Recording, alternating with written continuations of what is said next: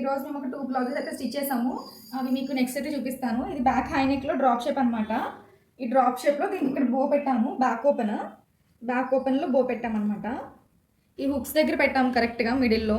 ఈ హుక్కి మిడిల్లో పెట్టాము ఇలా బో. ఇక్కడ కూడా హుక్ అయితే పెట్టాము పైన.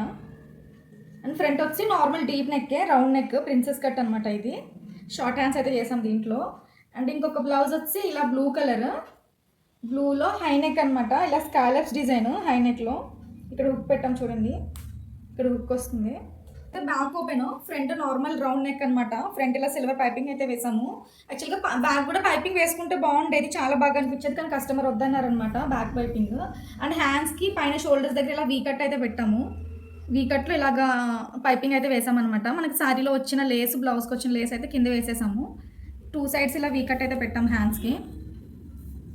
ఈ 2 బ్లౌజ్ నెక్ డిజైన్స్ ఎలా ఉన్నాయో కామెంట్ చేయండి. నచ్చితే సబ్స్క్రైబ్ చేసుకోండి.